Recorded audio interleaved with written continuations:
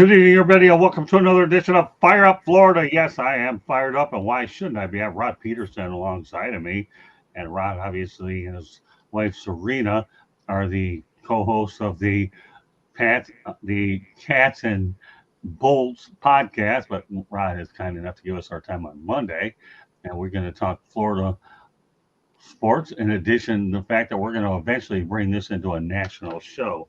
With that said, obviously, one of Rod's biggest fans is Josh Adore. What's going on, Rob? It's Rod, by the way, I think. Say spell check got him. Spell Well, check. check on him. Hey, Yeah, that's Josh, okay. that didn't take long, man. Joshua was on the bit. He's in. Yeah, he's waiting, this guy. I'm going to tell you one thing. He texted me during the day, when is hockey coming out?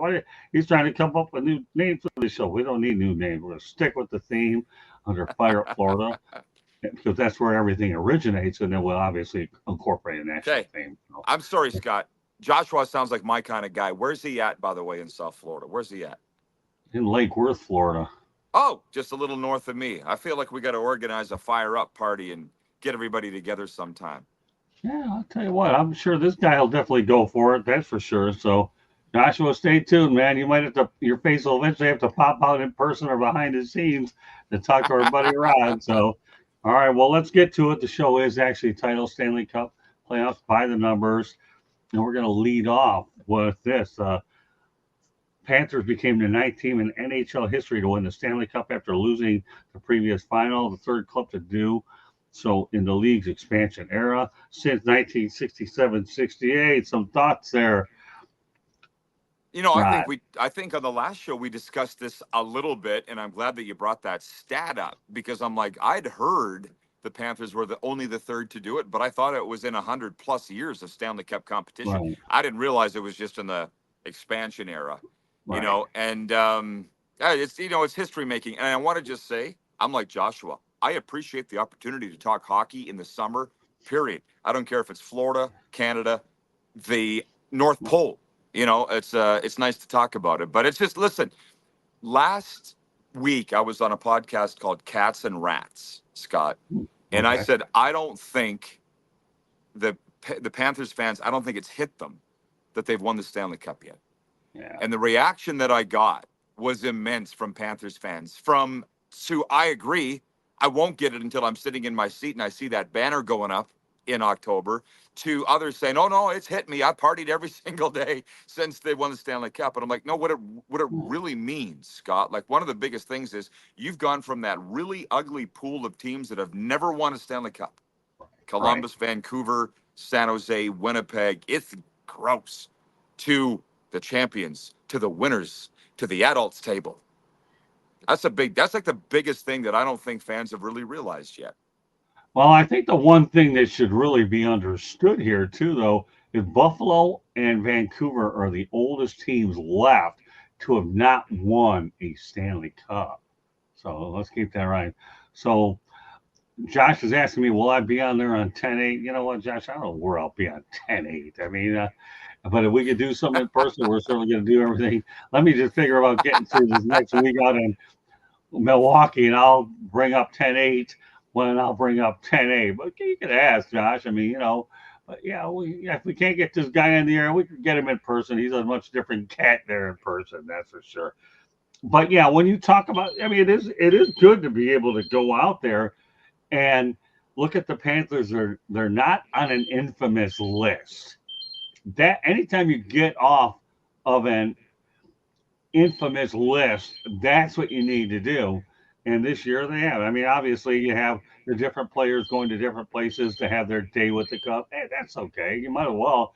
Now he knows you had to get 16 wins to get it, so you might as well celebrate it because it won't be long that September rolls around that, okay, I'm glad you had your time, okay, with the cup, and now it's time to repeat. And as everybody knows, okay, that's not an easy situation to do it. But you know what? Let's not worry about the Panthers repeat. They should enjoy their moment as champions for the time being. It's not a criticism that it hasn't hit them yet, by the way. I think you understand that, and it's scaring me Right, how much we're on the same page. It's right, scaring me, Scott, because I wear a wristband that says one day at a time. And if you know anything about recovery, you know what that means. I'm like, 10-8? Oh, yeah. Real 10? What? No, I'm not thinking about it either. We're trying to get through this show in the next week. But just the history that the Panthers have made, that's a topic for future shows. Will they repeat? But the season before, when they went to the Stanley Cup final and lost, here's a stat I loved. They were out of a playoff spot for 72% of the season. For 72% of the time, they weren't even in a playoff spot. They're the first team to do what they did to make the playoffs and go all the way to the Stanley Cup and lose. This is just a very special group. And to be honest, I think the core of it is together coming back. I don't know if they're going to win another Stanley Cup and repeat, but they'll be in the playoffs. It would be a massive fail if they weren't. Well, George Richards of the Miami Herald and I talked about it. Because I see him from time to time at Marlins games, and George and I have a good working relationship. He told me that this team record-wise isn't good as the year before, but then again, you have, your first-year hockey coach in Paulmaurice, so it was just a matter of getting used to the coach is really what you're doing and getting used to a new system. And but obviously, like George and I talked, as long as you get in the tournament, anything goes at that particular point. So what we're going to do right now is go to a station break, Candy, and then we'll proceed with the show. You are listening to the South Florida Tribune's publishing company, which published a book last November. It was called Lessons from the Microphone, Tuning into the Enduring Wisdom of Visionary Leaders. It is written by none other than Scott Motor City Mad Mouth Morgenroth. It is available on Amazon, Google, Kindle, Barnes & Noble, Apple. Get your copy today. It talks about how the media business has changed over the 40-plus years Scott has been in the business. All kinds of interesting stories. You just never know what you might learn. Get your copy today. You can go to our website, www.southfloridatribune.com, where you can buy merchandise and get South Florida Tribune merchandise. Maybe you need a baseball cap, or for these hot days, you want like a tank top and shorts, or for when the weather gets cooler, you want a sweatshirt or sweatpants, you name it. Go to our website, go to the store, buy some merchandise for you to flash it all over the United States.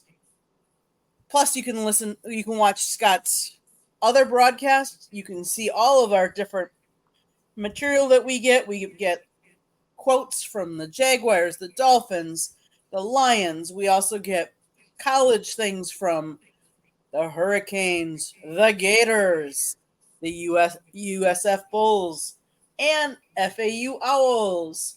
I know the Olympics will be starting, and I know there's some articles about some of the college athletes that went to the Gators that will be competing. So go to our website and check it out.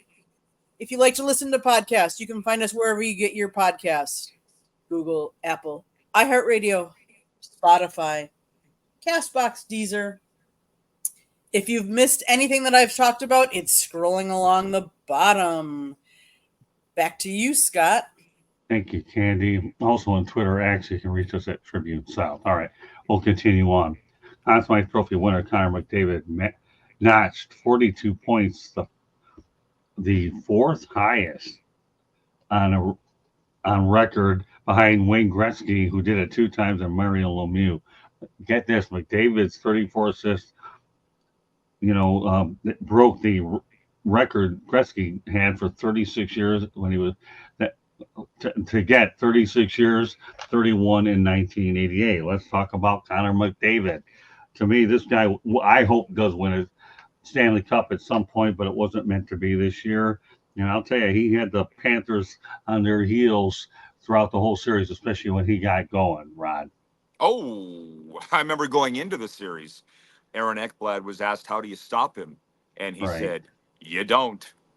And, I don't know, I think they were talking about herschelwalker back in the day when they said, you can't stop him. You can only hope to contain him. And that's a little bit the same as Connor McDavid. And they did. That game 7, it all came down to one game, Scott, and he was held pointless. And I believe Leon Draisaitl, too, his riding shotgun.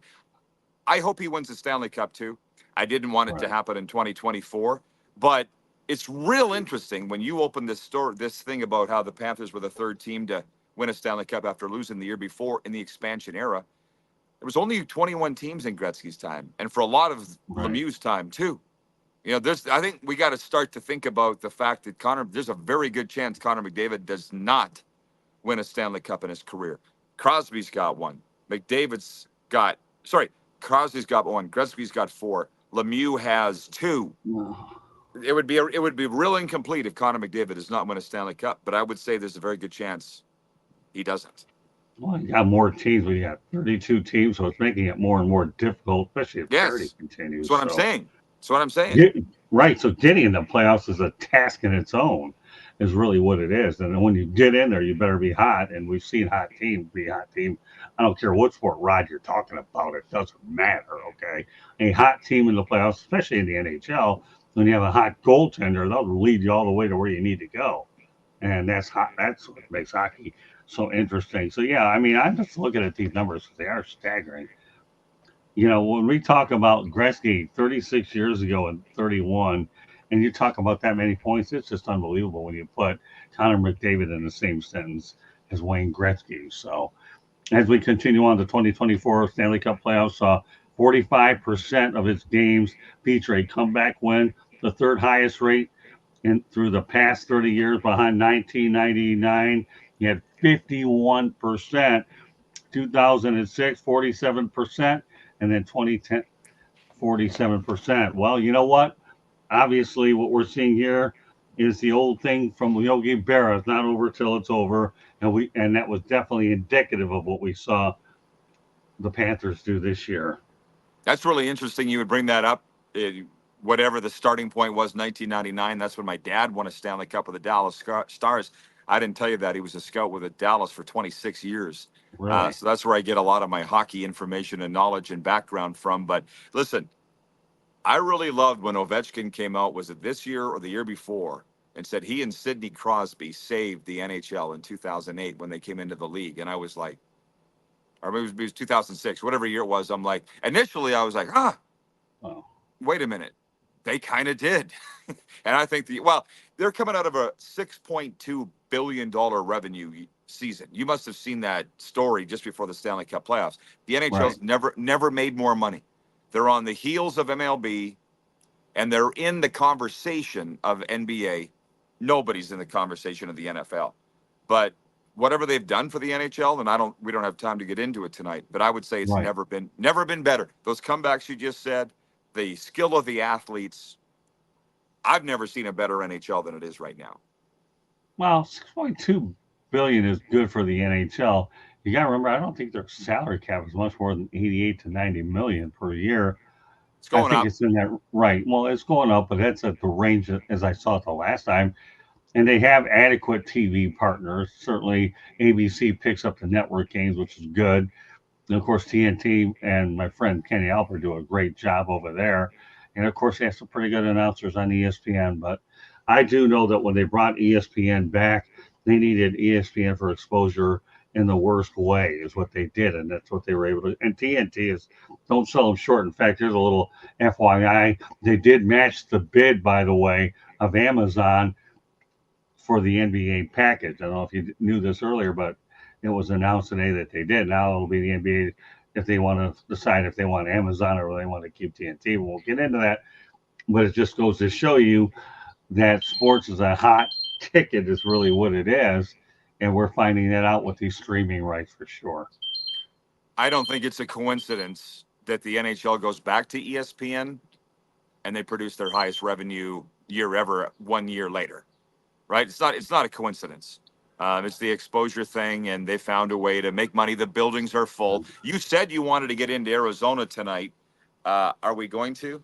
No. Well, we're going to save that for the next show when we start going into more national stuff. Our plan here is I want to give this show one more shot with the Panthers, because the numbers that I've been watching and observing were definitely worth bringing out tonight.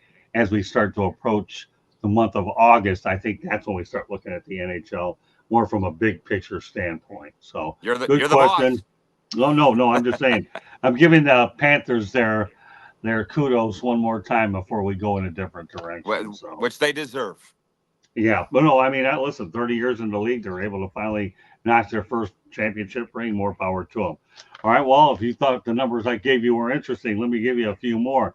A total of 16.3 million viewers watched Game 7 of the 2024 Stanley Cup Final across North America. And I emphasize North America. It was the second most watched NHL game across North America on record since 2004. How does that one strike out? A lot. I'd be interested to see if they had the breakdown there. I think it was, they said North America because they wanted to loop in the Canadian viewers. And I think it was 9 million in America, 7 million in Canada, roughly. Great numbers. As a matter of fact, I was talking to Billlindsay about this. That Game 7 was the second most watched Stanley Cup playoff game ever, period. No matter the network, whatever. And I was like, what was the number one? You wouldn't in a million years guess, and I don't remember why it was. It was 2013 Bruins Blackhawks. Well, you know, that's an original six matchup, too. That's got to be the only reason. Well, that is, yeah. I mean, come on. Bruins and the Blackhawks. Give me a break. Well, think about it for a second. Okay, Rod. If we're talking original six, don't you think in a million years that they'd get the matchup? In fact, you know, if I had anything to say about the league, and I won't, I would rather have all teams in the original six in one division, and then you tack on two. But that's just my opinion, being an old school hockey guy. Original six, people. That, to me, when you have a lot of them, I think 5 of the 6 are in the actual Eastern Conference, with Chicago being the lone one in the West. And yeah, for sure. But it's funny you say that. I could go along with that. I could. But you know, your viewers are going to know, and the Panthers fans watching, that I'm Canadian by heart, now on my way to becoming an American with a green card. But during the bubble, okay, they played in the bubble, as you remember, 2020, right? Stanley Cup playoffs. And then the next year they divided up the divisions, and they had that Canadian division, all Canadian. That was the greatest thing I'd ever seen in my life. All 7 Canadian teams, because crossing the border was an issue. So the problem there was the time zones. But I'll never forget, like, Vancouver to Montreal is big time zone. Tough to be in the same division, right? But Eric Kachuk is a Hall of Fame writer with The Athletic. And he says, we can't have this Canadian division. It's like having birthday cake every night for supper, right? You got to save some special matchups, because in Canada, all Canadian, Toronto versus Montreal, Vancouver versus Ottawa, it's special. I love that alignment. All Canadian division. So they're not going to do all original 6. They're not going to do all Canadian, but we can dream. We all have our desires, right? Well, think about it, though. Once upon a time, the Detroit Red Wings were in the Western Conference, and they were begging to play teams like Chicago, St. Louis, and they ended up putting Columbus in there because they needed one East Coast team. So I don't know. I don't think an original 6 division, to me, is as far-fetched as one would think, because they're all, you know, in a specific area. If you start doing what you talked about, though, moments ago, though, Rod, where you're talking about Toronto to Vancouver, Montreal to Canada, you know what? You better have a private plane for that, because the Red Wings had a private plane to do all that. Because if you try to fly commercial, that's another story. But I see your point. But an all original 6th division, and you're right, it won't. But at least there are 5 of the 6 still in the Eastern Conference. We just need to get Chicago over, but then that takes away from St. Louis. But so be it. Well, it's a great proposition and idea. I wonder, why would you think they haven't done that yet? They must have thought about it. Well, you know what? We'll just see where the expansion ducks line up if they decide to go ahead and do it. And I'll tell you why I bring that point up, Rod. And we're going to go back to the NBA about this. Let's just say hypothetically, okay, that they do what they are planning to do. You get Las Vegas and you get Seattle back in.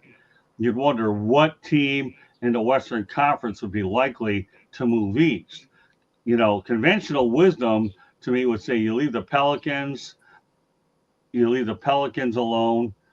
And who's the other team that's west? I'm trying to think. And New Orleans, and there's one other team. It'll come back to me by the end of the show, hopefully. But then you move the Minnesota Timberwolves over to the east, and then you pair them with Milwaukee and the rest of those teams. I'm trying to think of the Pelicans, and I don't know. There's another team. Oklahoma City? Yeah, you know what? I think that might be the one. Right? I think you're right. Thank you. so I don't have to go crazy wondering what it was. I think you're right. It could be Oklahoma City. Leave them west, and then you bring Minnesota into that conference. So I don't think it's as far fetched as most people would think, but it all depends on expansion and geographical sensibility is really what it comes down to. Yeah, hey, people love talking about it. I can't. Yeah, people love talking about it, but Yeah, it doesn't really matter what we think. But then you wonder why, as time goes on, we're going to have local content from both the Lightning and the Panthers. That's why this show is ultimately pivoting towards a national show so we can cover these topics and give them the same attention. Yeah, for hockey, their numbers this year were better than in the past, and Gary Bettman's done a good job, but there's still a long ways to go from anybody taking them seriously with those numbers compared to the other three sports. But like I said, though, they're getting close. I'd have to look it up again. They were close to either NBA or MLB, and I got to think NBA is ahead of MLB for revenue, but it might not be, But I will tell you this. This is why I said I don't think Panthers fans realize the gravity of winning the Stanley Cup yet, and I don't think people realize the gravity of the NHL posting a record $6.2 billion revenue. Here's why I think it's such a big deal, Scott. And I love the business of sport. Obviously, you do too. But Gary Bettman can point to that and say, this is why we do what we do. He can point to that number and say, we know what we're doing. Right. All the time. Right. And I think that they do. Serena hates a strong word. My wife strongly dislikes Gary Bettman, but I don't have an issue for him. She hates that, she hates that he's grown hockey in America. She's a Canadian girl. I said, hey, we wouldn't be living in Florida with NHL teams to cover if we didn't have expansion. But she thinks Bettman's anti-Canadian. I don't. Topic for you can ask her about it when you get her on. Well, you know what I want you to do. Text me with that topic, and we're gonna after we get off today or tomorrow. I'm going to do a little bit more deep thought into that. But because I've got some ideas about Quebec City and the Winnipeg markets. We'll do that another time. But please text that to me. All right, as we continue to move along here on Fire Up Florida, we're talking the Florida Panthers, and the 46 road wins in the 2024 Stanley Cup playoffs were one shy of the NHL record for most in a single postseason, set in 2012 and matched in 2023. Road Warriors, my friend. Okay, just because you get home ice advantage doesn't mean you're going to go out there and win a series at all, does it? Well, you wouldn't think. And that's why I think the Game 7 of the Stanley Cup final was a toss-up. I don't think the home ice meant a whole lot. The final score was 2-1 in the end, right? It certainly wasn't a blowout. But I heard an interview. So my home gym is Johnny O's. Shout out Johnny Olson, Johnny O's Gymnasium on Boca Raton Boulevard. Every morning I go in there and run and listen to NHL radio. And one morning, Billzito was on there. And he was asked, the general manager of the Panthers, about the success the Panthers were having on the road last season. And they said, what would you point your finger to for that? And he goes, I'm glad you asked. And I don't know the inner workings of the Panthers, but they've got sports psychologists, sports scientists, physicists, the whole thing. And he said the amount of time we spend on recovery for our bodies, travel, when we leave, when we return, do we go the night before, do we go the morning of, all that stuff. He goes, we've spent thousands of hours studying this. And it sounds to me like more than any other NHL team Scott ever has. And that's why I think when you lift the Stanley Cup and realize all that work was actually worth it, it kind of tells you a little bit of what a savant billzito is. It sure as hell wasn't luck. No, I don't think it was luck by any stretch. You got to remember one thing. I think that when teams play on the road, they're probably a lot more loose than they are at home because all they have to do is think about the game and not everything that's outside of it, such as the fans. Don't get me wrong, nothing wrong with the fans. Yeah. Okay. I'm sorry to cut you off. Continue. No, that's all right. Go ahead and cut me off. You had something meaningful to say. Go ahead. I want to hear it now. Just game 4 Stanley Cup final. This was a hotly debated topic in Canada because I was in Canada when the Stanley Cup final was going on. Game 4 in Edmonton, Panthers were on the verge of a sweep. And all the coverage was that all the families were flying into Edmonton. All the staff that wasn't already in Edmonton from the Panthers was going to Edmonton. It was so presumptuous that they were going to win. And I was like, I don't like the sound of this. I don't like the sound of this. And they ended up getting pumped 8-1. So you talk about the pressure at home. They put pressure on themselves in game 4 and got pumped. And then they came back. And then, so they had to end up going back for game 6, which was an elimination game. They could have won the Stanley Cup on the road in game 6. And I would have to check with the Panthers people. I haven't talked to them since. But apparently they told everybody, stay home. If you're not part of our regular traveling party, we don't need you in Edmonton. Right. And so it works against them. Like, this is incredibly finicky stuff. You Right. talked about, Candy said you've been in sports 40 plus years.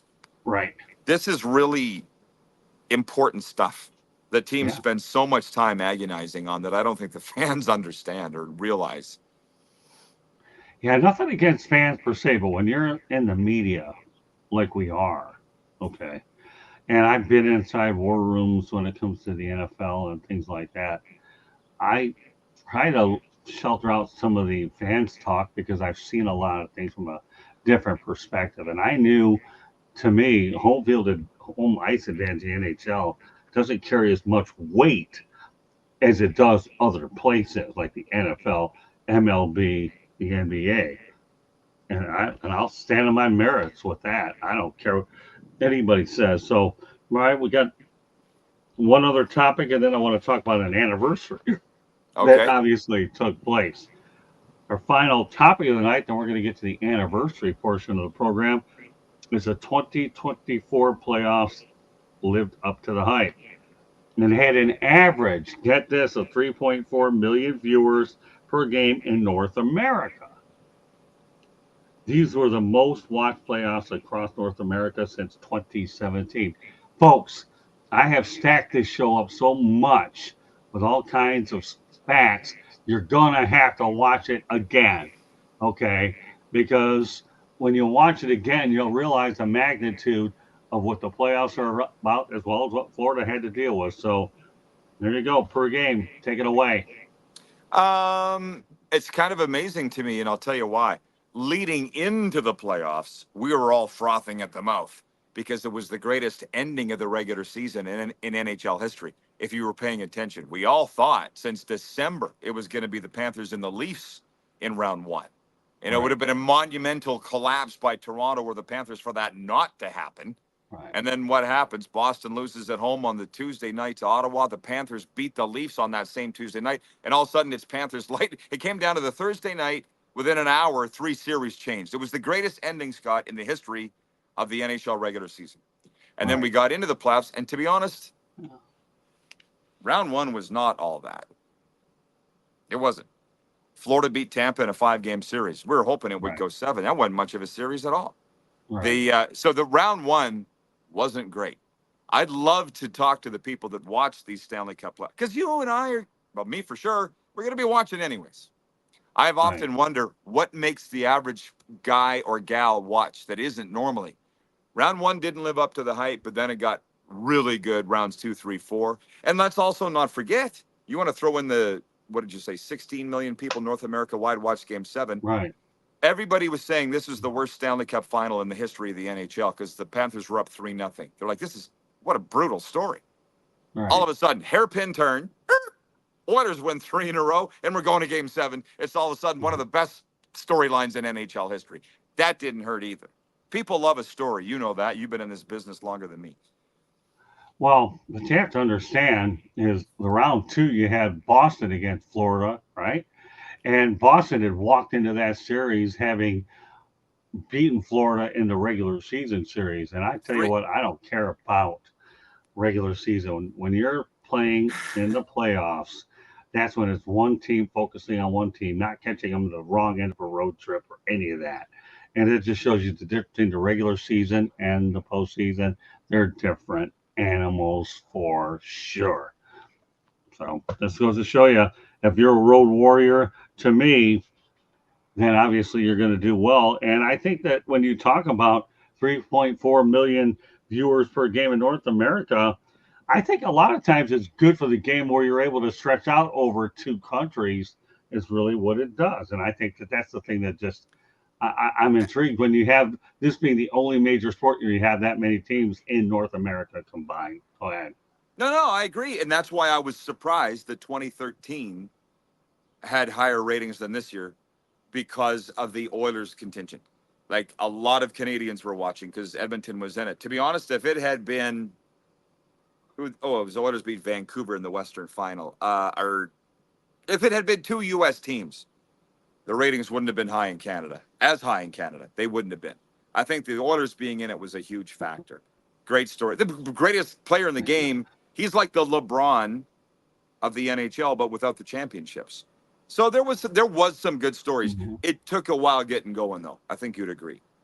Yeah, but I'll tell you one thing. If you're the Vancouver Canucks and the Panthers there, if you think these numbers are good now, I can only imagine they would have been way better with the Vancouver Canucks. Because we've talked about three cosmopolitan cities, right? You got Montreal, Toronto, Vancouver. You know, I mean, nothing against Winnipeg. Okay, nothing against Montreal, nothing against Calgary, and nothing against Edmonton. But you're talking about the big cities that, yeah, we know Montreal is big, but Toronto and Vancouver are the cream of the crop when it comes to cosmopolitan cities. I've been to Toronto and Vancouver, yet to go to Montreal, but I look forward to doing that at one point or another. All right, finally, we're going to get to today is the second anniversary of the Matthewtkachuk trade. What were your thoughts, Rod, when this trade transpired? Well, I was in Calgary, Scott, that summer. I spent 2 summers in Calgary, and to be honest with you, I was doing my talk show, the Daily Rod Peterson Show. Cats and Bolts hadn't been born yet, and I was doing it from a casino in Calgary, and I was looking for anywhere to go to get away from the talk in Calgary. It is insane. You talk about the Canadian markets you've been at. Just consider they talk about the NHL every day, all day, 24/7, 365. Right. And so the question was, is Matthew Tkachuk going to sign? They like re-signing Calgary. They loved Matthew Tkachuk in Calgary, and a lot of them still do. So when he, if you recall, he informed the Flames, you might as well trade me, because when I'm a free agent in a year, I'm not re-signing. It took the city about a day, 24 hours to get over that kick in the gut. And then they trade him to Florida for Jonathan Huberdeau. I think it's important to remember this. Hubie was a franchise great. A case could be made until the last 2 years. He's the greatest Panther ever. It would be up there. He'd be in the conversation with the Luongos and the Van Beesbrooks, and Sasha Barkov gets his votes.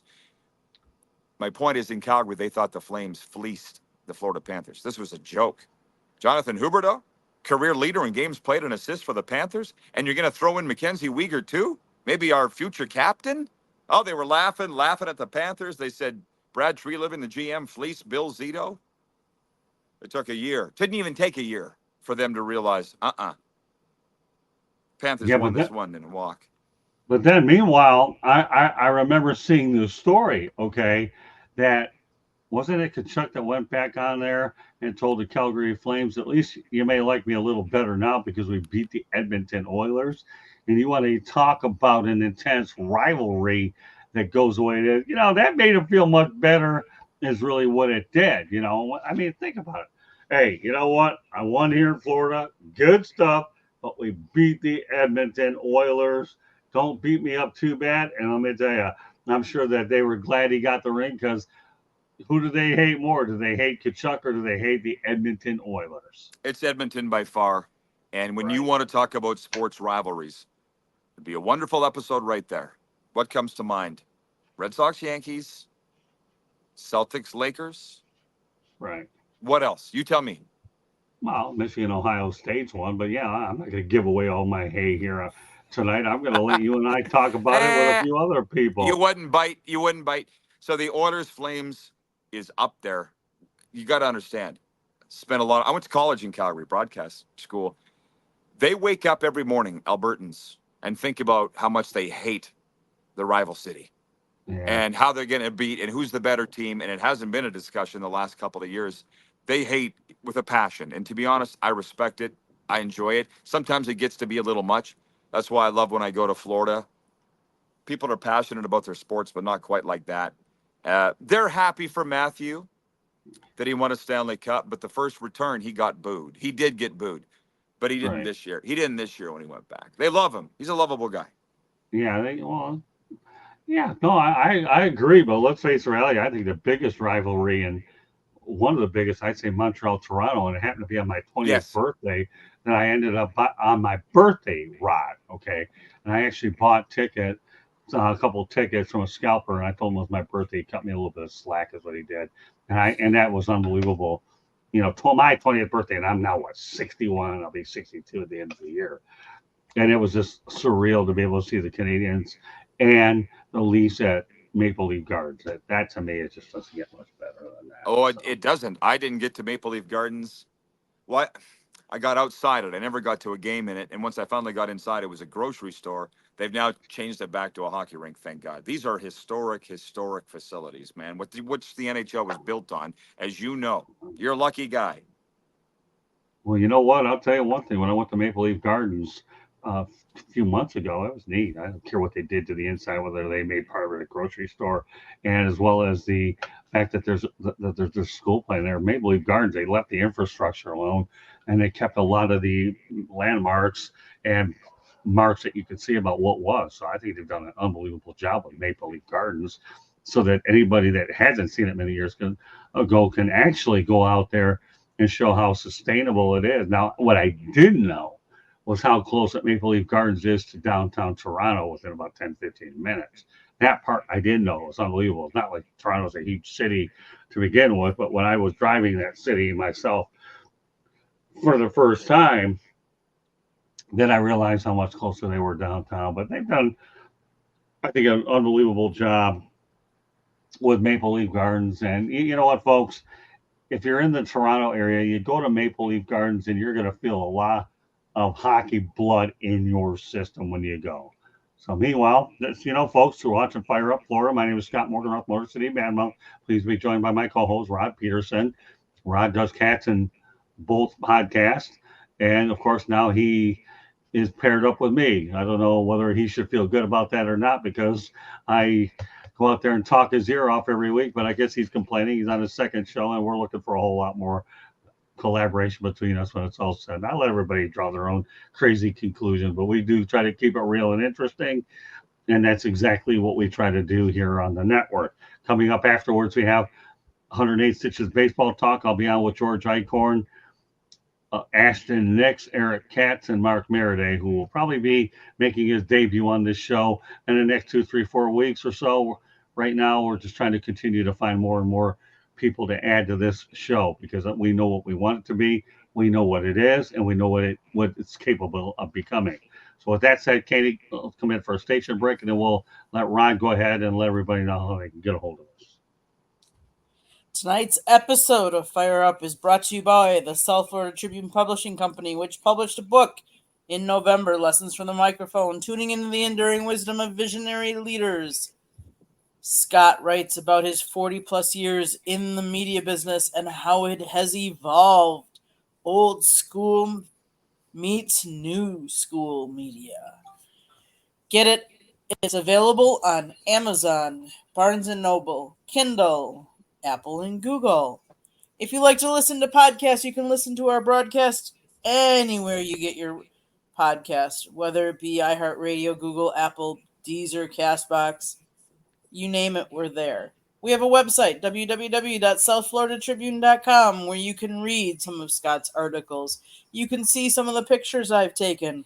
You can also get transcripts from the Dolphins, the Jaguars, the Lions. We have Panthers stuff up there. We have local colleges, including the Gators, the Hurricanes, the Owls, and the Bulls. We also have an email address, so if you'd like to email us any show ideas, southfloridatribune@gmail.com. We have on our website, we have a store where you can get a t-shirt, a baseball cap, an umbrella with the South Florida Tribune logo on it, or the Motor City Madmouth logo on it. Go check us out. Again, that website is www.southfloridatribune.com. Right in the middle of the front page, there's a link to our store where I believe there's even a coupon for 20% off. Get your material today. Let me think. Anything else, Scott? Did I miss something? No, I mean, other than Twitter. Oh, at Tribune South is where you can find it. One last thing, if you want to sponsor a show or advertise, call Scott 954-304-4941. Back to you, Scott. All right, well done, Candy. With that said, I'm going to turn it over to Rod. Let everybody know how they can get a hold of you. Hey, it's pretty simple. You see that name on the screen right there if they're watching the video, at Rod Peterson on Twitter. Start there. I'm into a lot of things. The Cats and Bolts podcast. I don't think I told you I'm also a mental health and addiction recovery coach. Peterson Recovery on all Instagram, Twitter, Facebook, the same thing, helping people reclaim their lives. So that's kind of all about me. Well, great stuff here, Rod. Obviously, we'll do this again in 2 weeks. Candy and I will be back in the Midwest, so we will not do an episode next Monday night, but it won't be it will, we'll be able to be back here better than ever, and I'm looking to have more people involved to go along with what we've already built here over the course of the first 2 weeks. So on behalf of Rod Peterson, my name is Scott Morgan, off the Motor City Madmouth. Thank you for joining us here on Fire Up Florida, and we will see you in 2 weeks. And if you want to see our show again, just go back to YouTube, because we gave you a lot of information to bite on tonight. Take care, everybody, and please check out all of our other shows here on the South Florida Tribune YouTube channel. Great job, Rod, but we have a lot more on our agenda for sure. So good night, everybody, and just 108 Stitches Baseball Talk is next. Good night now.